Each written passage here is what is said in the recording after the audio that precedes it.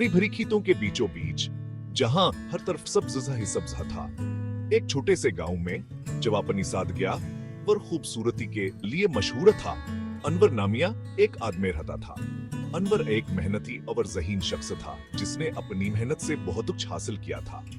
अनवर अपने गांव में अपने दौलत की वजह से मशहूर था।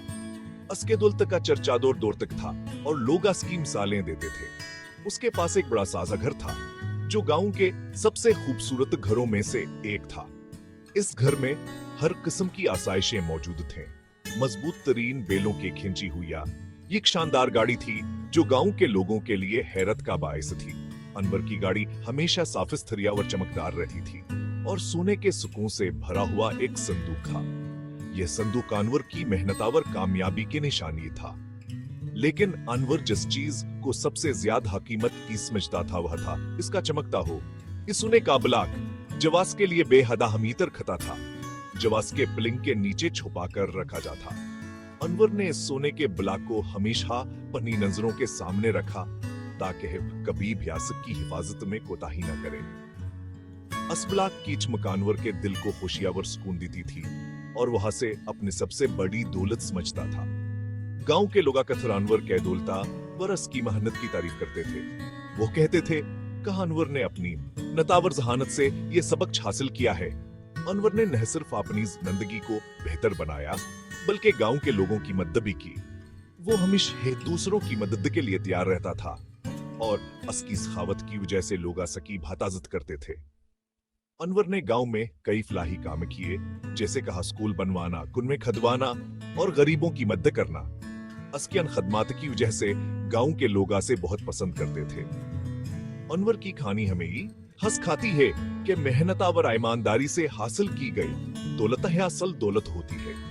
अनवर की जिंदगी एक मिसाल है कि किसे एक शख्स अपनी मेहनत और लगन से न सिर्फ अपनी जिंदगी को बेहतर बना सकता है बल्कि दूसरों के जिंदगियों में भी खुशियां ला सकता है। अनवर हर रोज अपने कमरे में चपके से जाता, जैसे कहो किसी खफी हम मिशन पर हो। इसके कदमों की आहट बे सुनाई हदी थी और वह दरवाज हाथन या हथियात से खोलता कि किसी को खबर ना हो। अपने सोने के ब्लॉक को उसके छपने की जगह से निकालता, जैसे कहो कोई कीमती खजाना। वहां से बड़ी हथियात से निकालता, जैसे कहो कोई नायाब चीज हो, और उसकी चमक को देखता रहता। उसकी आंखों में एक अजीब सी चमक होती, जैसे कहुआ दुनिया की सबसे कीमती चीज देख रहा हो। वो घंटों उसे घूरता रहता, जैसे कहो हंस की जिंदगी का सबसे अहम हिस्सा हो। इसके ख्यालात में सिर्फ वो ही सुना होता और कुछ नहीं। इसके चेहरे पर इत्मीनान की मुस्कुराहट होती। वो खुश होता खास के पास इतनी दौलत है और वहां से किसी के साथ शेयर नहीं करना चाहता था। गांव वाले अक्सर अनवर के दौलत के बारे में बातें करते थे और उनकी बातों में हंसदा और रश्क दोनों शामिल होते थे। वह सोचते थे कि अनवर इतना अमीर कैसे हो गया, लेकिन वह हकीकिन जोशी के बारे में भी चपके चपके बातें करते थे। वो कहते थे कि अनवर ने कभी किसी की मदद नहीं की और न ही कभी किसी को कुछ दिया। अनवर ने अपने दौलत भी किसी के साथ शेयर नहीं की, जैसे कि वह सका हक वावर किसी और कान है। वह अपने सोने को अपने पास रखता और किसी को उसके करीब बहने आने देता, जरूरतमंदों के साथ भी नहीं। वहां लोगों के तरफ दिखता भी नहीं था जो मदद के तलबगार होते थे। उसके दिल में इनके लिए कोई जगह नहीं थी और उसके दौलत सिर्फ आस के लिए थी। एक गर्म दोपहर को एक थका हुआ मुसाफिर गांव पहुंचा। उसके कपड़े गर्द आलूद थे और उसके चेहरे पर थकन के आसार नमाया थे। वो कई दिनों से सफर कर रहा था और अब्बास की हालत ऐसी थी कि वो अब मुश्किल चल पा रहा था। वह दरवाजे दरवाजे गया, कुछ खाने के लिए कुछ सके मांगता रहा, लेकिन हर जगह से उसे मायूसी ही मिली। उसने हर दरवाजे पर दस्तक दी, हर एक से मदद की दरखास्त की, मगर किसी ने उसकी कोई मदद नहीं की। वले इसकी हालत देखकर भयास की मदद करने को तैयार नहीं थे। वो सब अपनी अपनी जिंदगियों में मसरूफ थे और किसी के पास आस मुसाफिर के लिए वक्त नहीं था। जब वो अनवर के दहलीज पर पहुंचा तो मुसाफिर ने उससे सखावत की भीख मांगी। अनवर गांव का एक अमीर आदमी था जिसके पास अब हादसा सोना और दौलत ही। मुसाफिर ने उम्मीद की कि शायद अनवर उसकी मदद करेगा। लेकिन अनवर ने अपने कीमती सोने के बलाक को थामते हुए उसे भगा दिया। उसने मुसाफिर को कहा, कहू खुद अपनी मेहनत से कमाए और किसी से भीख न मांगे। अनवर ने अपनी दौलत को अपनी मेहनत का नतीजा समझा और किसी के साथ बांटने को तैयार नहीं था। इस रात गांव में एक खौफनाक तूफान आया। आसमान पर बादल गरज रहे थे, बिजली चमक रही थी और हर तरफ अंधेरा छा गया था। गांव वाले अपने घरों में दबक कर बैठ गए थे और हर कोई खौफजदा था। हवा तेज चल रही थी और बारिश बेरहमी से भी रस रही थी। दरख्त टिच रहे थे और हर तरफ पानी ही पानी था। गांव के रास्ते कीचड़ से भर गए थे और हर तरफ तबाही का मंजर था।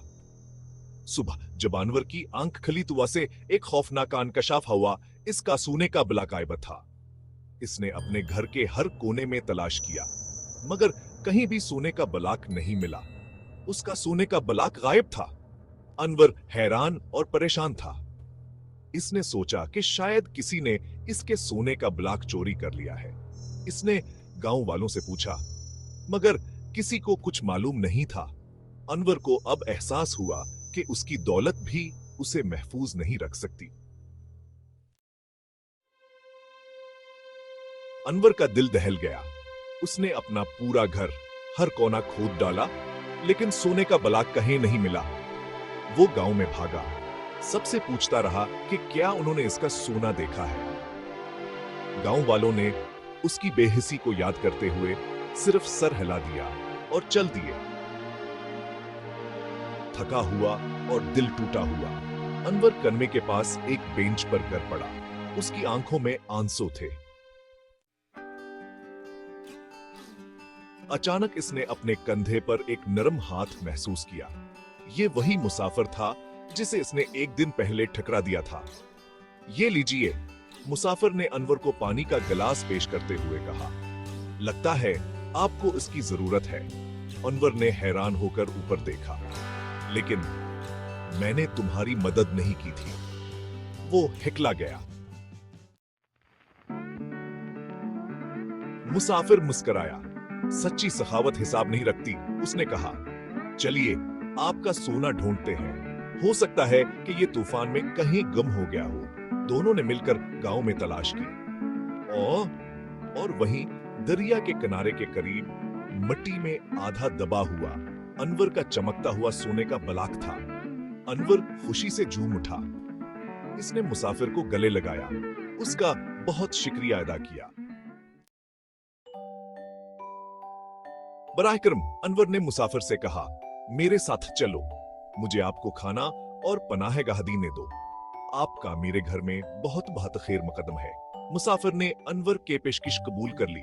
जैसे हैव हानूर के घर की तरफ चल पड़े।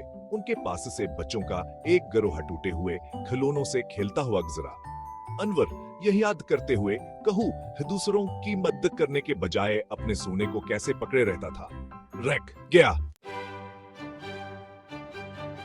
उसने मुट्ठी भर सोने के सके निकाले और तमाम बच्चों के लिए नए खिलौने खरीदे। बच्चे खुशी से झूम उठे।